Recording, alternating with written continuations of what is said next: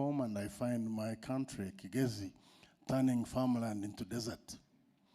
There's a lot we can learn. And those who have admired what I have tried to accomplish, I benchmark against the best. Thank you. Thank you, Professor. Agatha is right next to you. And if you can, and I'm really encouraging those who are here, if you can, to visit the Uganda Industrial Research Institute. I think what Professor and the team are doing there is a great job. If you can read up on it on the internet, or even see what they've done on the different stories that have profiled Yuri. Agatha? Thank you, moderator. Thank you, our chief guest and the keynote speaker, and the rest of the people that have contributed. I'll keep mine to just 3 points, and I will summarize them.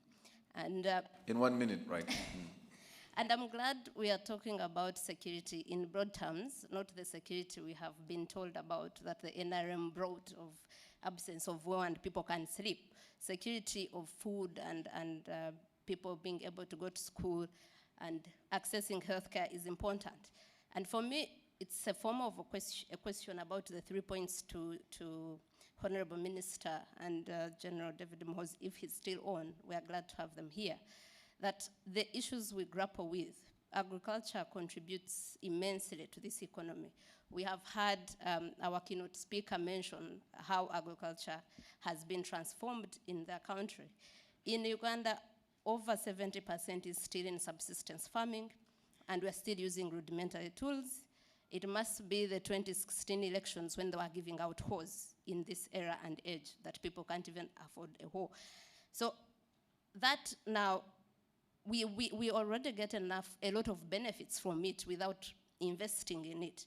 Honorable Minister, why isn't government actually investing in agriculture? General David Mhoz called it sloganeering. I am glad he's the one that said it, not us on this other side. We have invested in Operation Wealth Creation, in NADS, in NARO. What is the problem? The second and third are education and health. I did a research in both 3 months ago. And you go out there and you find the situation worse than you left it. I mean, than you actually imagined. Teacher-pupil ratio in some schools where I went was 100, 1 to 100. Then you have pupils that have no classes. I went to a hospital where a woman was giving birth and she failed to push a baby in Masindi. And the only option was C-section, but there was nothing to operate on that woman. And she was told to move from Masindi Health Center 4 to go to Masindi Referral Hospital or Hoima, which was an hour. By the time she got there, the baby had died, the woman had died because the hospitals had no drugs, and I went to so many of them. How now do we talk about this sort of broadened security without, and I picked them from Dr. Shevo because he talked about those three. We cannot have security without them.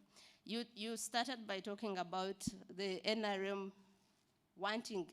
came interested to change the status quo. What happened? When you see the status quo now as NRM, as a minister in that government, is that what you came to do? Are you satisfied with what we have done so far? Are we going to keep hiding behind colonialism, slavery, neo-colonialism forever? Okay. Thank you very much. All right. So we'll turn the mic to the two gentlemen. There's one there and the other gentleman. And then I'll come to Professor Shivo and the minister.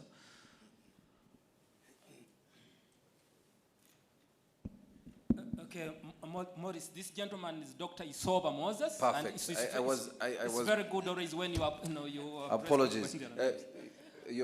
Our chief guest. He's our executive director of the NGO Forum. Thank you so now much. Now that I know the name, with the masks these days, now you removed it, I couldn't know who it was. Okay, thank you. I just want to highlight perhaps 2 or 3 things really on the implications of the war, on the global war, to Africa. One, I think it's an opportunity for Africa to be an exemplar in peace mediation. We've had our work that we've actually done well in the Abyei oil dispute between Southern Sudan and Sudan, the dispute of Mijingo Island between Uganda and Kenya, and the territorial dispute between Somalia and Kenya. And these were really sorted out through either shadow diplomacy, mediation, or adherence to determinations of the International Court of Justice. Now, that gives us as an opportunity as a continent to be able to step in and actually be the big brother and play a mediation role in this crisis. Because the members of the UN Security Council have already expended their political capital. I do not think they have the justification to be able to be mediators in this conflict. So we have an opportunity, and if one was looking at implications for Africa, I think that is something that we need to be. I'm glad that the Minister for Internal Affairs did mention and appreciated that the way Uganda voted. And I think it is important to take it one notch higher and actually be able to see how we can actually be able to take advantage of that. The second thing is that because of this conflict, there's going to be, of course, food security. I mean, Russia, Ukraine are grain producers, let alone the energy deficit which is being created. But I think it also provides us yet another opportunity for inter-country trade as African countries. And I think, again, looking at the opportunities, it is something that we need to take a note of. My last comment is when you look at the UN architecture right now, I think it is past its sell-by date. I think what we see now is a failure of the UN architecture. We are in a war which should not have perhaps happened if all parties were truly wedded to the UN Charter and the other foundational documents and other decisions that were being taken much later on. But the failure of that means that we have a United Nations which is highly polarized, and I think, again, it's an opportunity for Africa to reset the button right now because of the current situation. Thank you. Thank you very much, Edie. Finally, the gentleman there. I'm seeing a hand from a lady. Arthur, do I have an extra minute? Yes, the lady is. Okay. All right, thank you. No, we are coming to the minister, don't you worry. And I don't want to keep him here long, that's why I need to manage his time. Yes. All right, protocol observed. My name is Diogo Duncan Dixon, and a student at Makerere University, Peace and Conflict Studies. And my submission is very brief.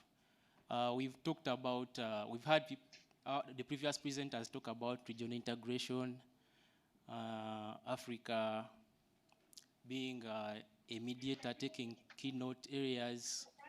For example, if we talk about regional integration, we have to notice that Africa has to take the PIN model, whereby P stands for the position. Where is Africa positioning itself in terms of global security? And the previous speakers have already noted that Africa has positioned itself in the position of, let's say, non-alignment, and it will give position to these countries, or Africa, it will position Africa in a better position of negotiating the war or conflict within Ukraine and between Ukraine and Russia. So Africa also needs to know its interest. What are the interests of Africa? For example, if you talk about Africa negotiating the war within Ukraine, you have to notice that Africa shouldn't have any interest. And that means it provides a ground which is neutral for negotiations to go on. Unlike other powers which are currently taking on that position of negotiations, then you also need to have the PIN model, of course, has the N, which is the need. What do we need as Africa? We need peace. So on such a ground, I'll look at Africa as a continent and regional organizations like the OAU, which have at some point neglected they have given up their position of being a regional body that will look at African peace. And okay. we have countries like Western Sahrawi, which are still colonized by countries like Morocco. So all as right. if I'm not wrong, or if I'm wrong, I stand to be corrected. All right. Where is Africa the African Union in Where are terms we of... positioning ourselves? Perfect. Finally, the lady there. We are very gender sensitive. Thank you very much, the moderator, and thank you, the organizers. Listening to this and attending this dialogue makes me feel like, yes, it's possible, and I live here believing that it's possible. But then one thing that comes to mind is that the leaders or the people that are here, especially the Honorable Minister, they've attended most of these dialogues, but when we look on the ground, we don't see anything substantial to come back home to. So how is the government of Uganda positioning itself to be able to align itself with these kind of concepts? And then how do they intend to bring it down to an individual? Because we are talking about it as top people, but then how do we bring it back down to the local person so that they are also players? And then how are we dealing with corruption? Because we only talk about it, and yet we are the same people that appear in the media as corrupt. What's the way forward? Thank you very much. All right, thank you very much. I'll begin with Professor Shivo. You said there were 3 areas of quick interest. The shorter you make it, the better. Prof? Yes. Switch on the mic.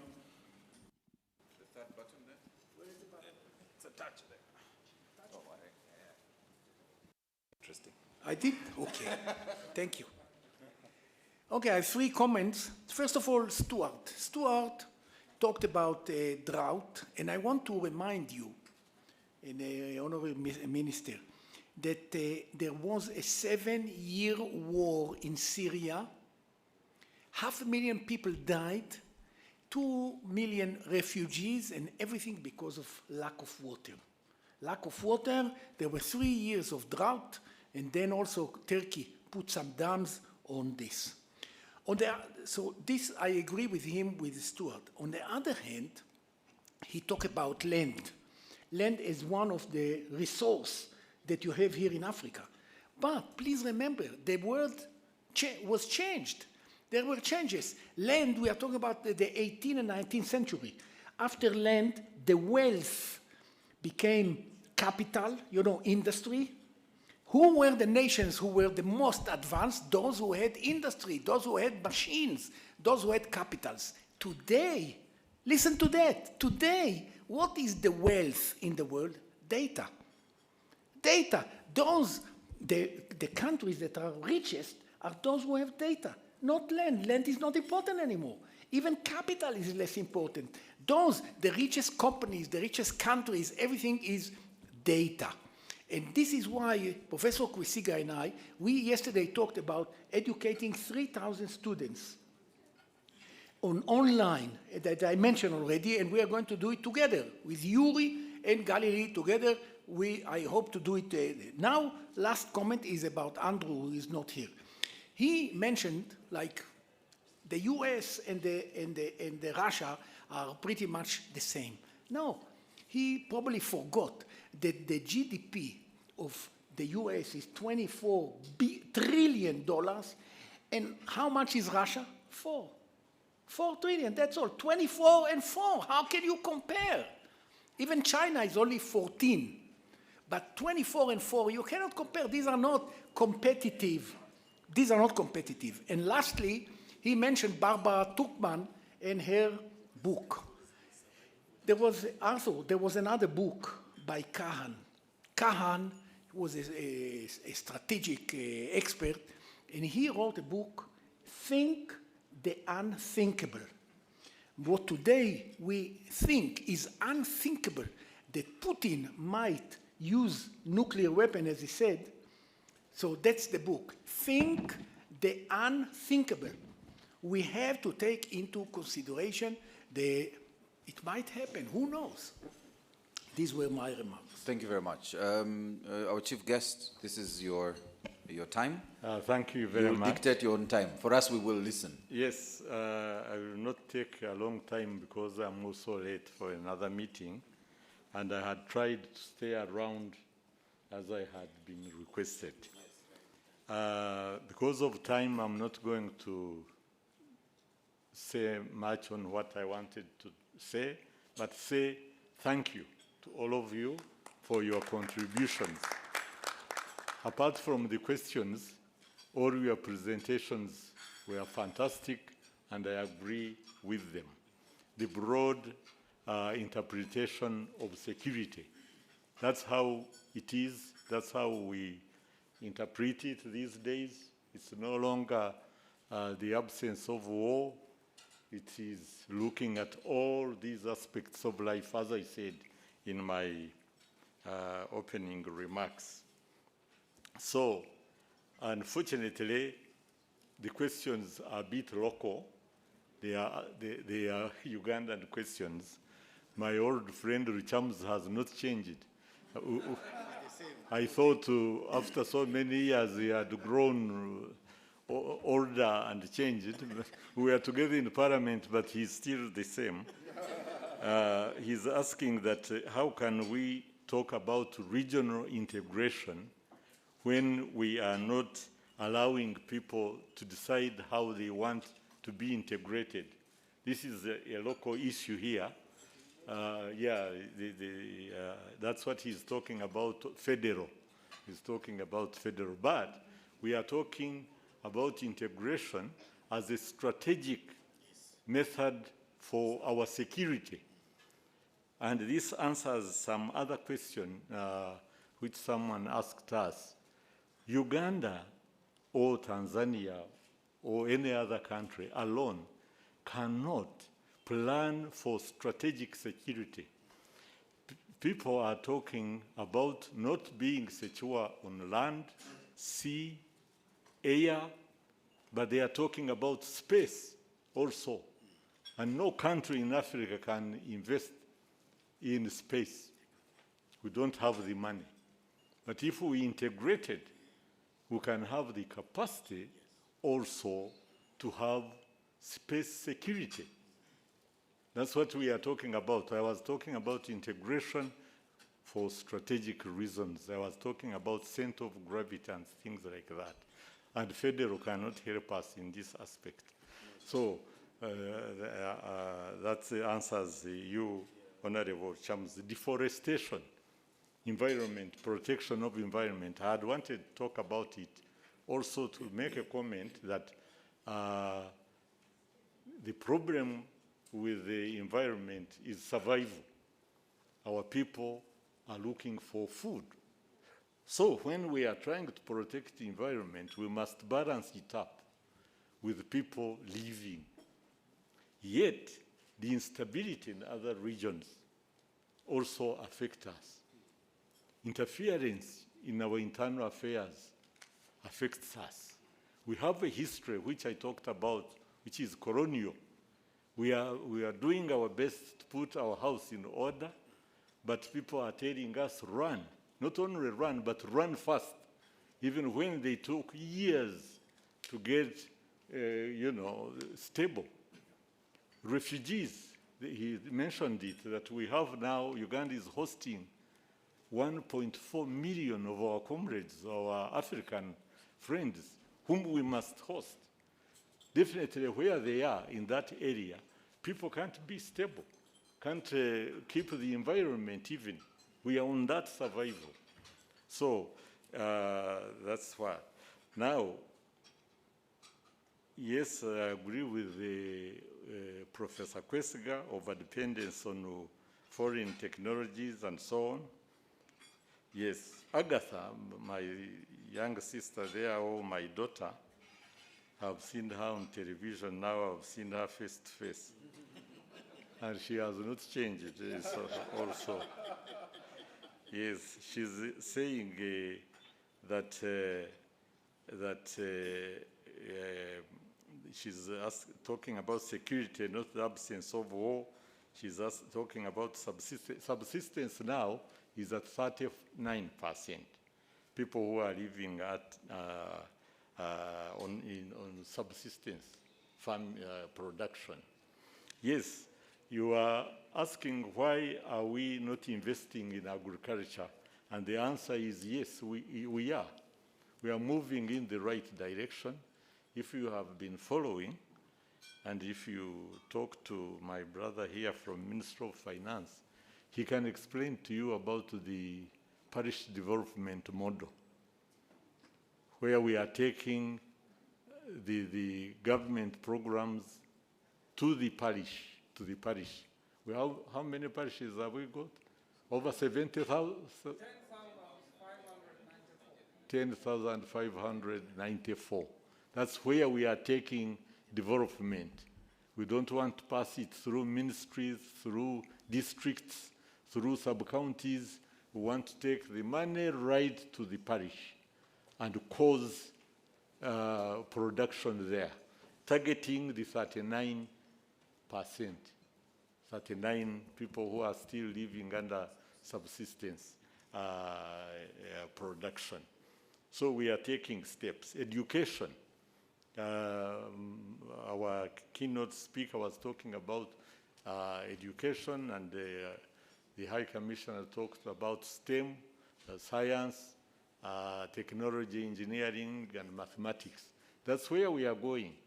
We have already emphasized science, teaching of science in Uganda. We have increased salaries of all scientists coming in the next budget. All scientists will be getting not less than 4 million shillings per month. That is going to be attractive. It's going to encourage people to study sciences. It's going to bring back Ugandans who have been going away. Agatha, you know that when we came, our economy, our tax collection was 5 billion. What are we talking about? How many trillions now? 18 trillion from 5 billion. Education, I was the Minister for Primary Education in 1997. We had only 1.7 million people in primary schools. When we introduced universal primary education, we got 7 million. Over 5 million were not accessing school because they could not afford. So these are developments in the right direction. We cannot jump. We have to move slowly because of our own conditions, but we are moving in the right direction. And given a chance, with non-interference, as I said, in our matters, stabilizing the country, because we have a democracy, Honorable Chamuzi, we allow people to decide how they need to be governed and how they need to be integrated through democracy. There is no shortcut. Yes, we have democracy. People are deciding who should lead them, how they should be governed, and how they should integrate. Thank you very much. Thank you very much, our chief guest, and it's indeed an honor that you stayed with us. It's very unusual, and we want to thank you. I want Arthur very quickly to say thank you to the participants and the chief guest. I think he also has a small token for you, our chief guest, for coming and being part of this conversation. Arthur.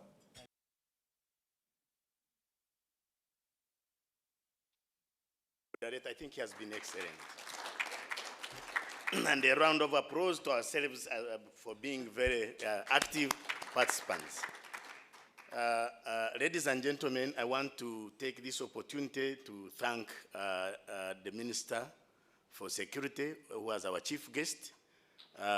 Give him a round of applause. And he had to leave he had to run through the engagement and come and be with us. I want also to thank the Minister of State for Internal Affairs, General David Muhoozi, who discussed the keynote address. A round of applause to the General. I want to thank our keynote speaker, Dr. Joseph Shevo, for steering the debate and taking us to the global stage and sharing the Israeli experience. What he didn't tell you is that Israel was supposed to be in Karamoja, but they failed to pronounce Karamoja. He said, Canaan. Then they went to Canaan. Otherwise, we would be fighting them here in Karamoja. But thank God they ended up in the Canaan and not Karamoja. He told me the story, so there's no diplomatic role on that.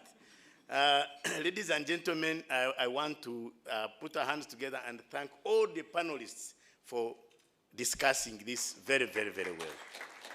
Extremely thankful to and pass on our regards to the Permanent Secretary, but also to yourself for discussing economic security in a very, very, very short time.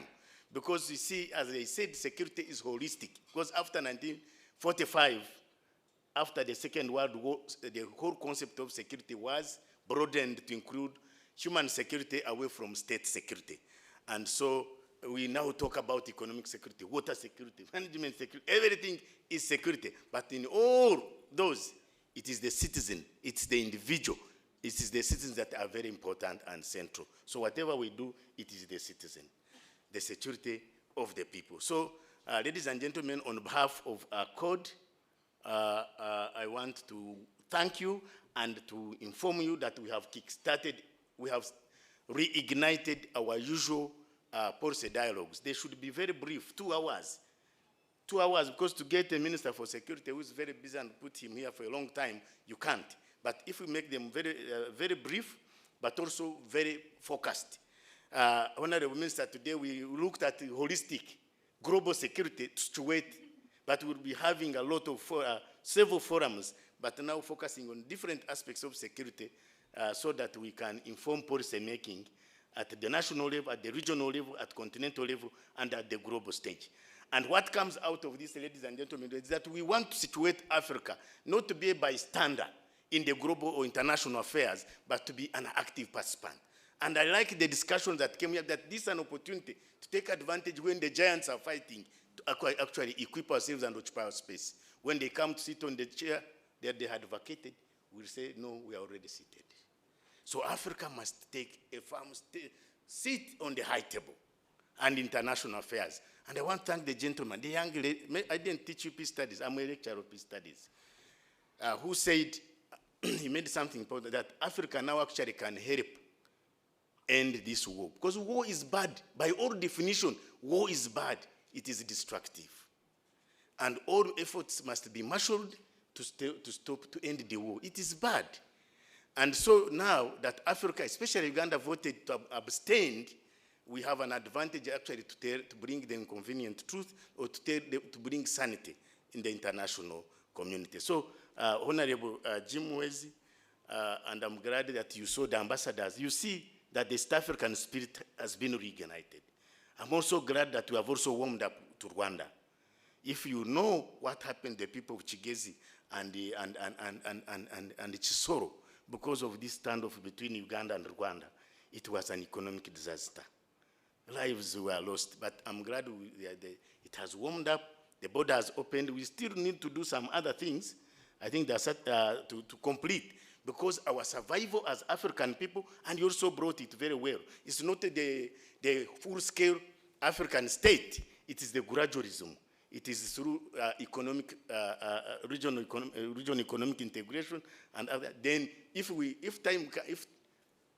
can become an African state. But for now, really, East African community, ECOWAS, ECASA, SADC, IGAD is the way to go. And then with a big voice, then we can actually negotiate in the international stage. So, ladies and gentlemen, I want to thank you and promise that we are going to synthesize the discussions here and recommendations, which we'll share with you. I hope you registered. We'll share them out to you, and we'll bring them to governments so that they can actually continue to think and prepare so that Africa doesn't disappear in this very complex world. Go back to Israel, take our regards to Israel. I'm a friend to Israel because I'm Christian. And the Bible says, I will curse those who curse you, I will bless those who bless you. So I decided to bless Israel so that I can be blessed. So I'm a friend actually to Israel, and he's my friend. So thank you very much. I have some few gifts that I want to pass on. Okay. Jen and the team photos, we want to officially hand some books to both our chief guest and professor. Chief guest, you want to come in front since you're not going to sit again, chief guest. Those are yours. Dr. Shivo? Yes, Arthur wrote a note for you. They're autobiographed by himself. That is his book, actually, he authored. Yes. All right. Adijan. Thank you. Round of applause, ladies and gentlemen. So, Agatha, I think the minister says, yes, you need to walk together and conclude this.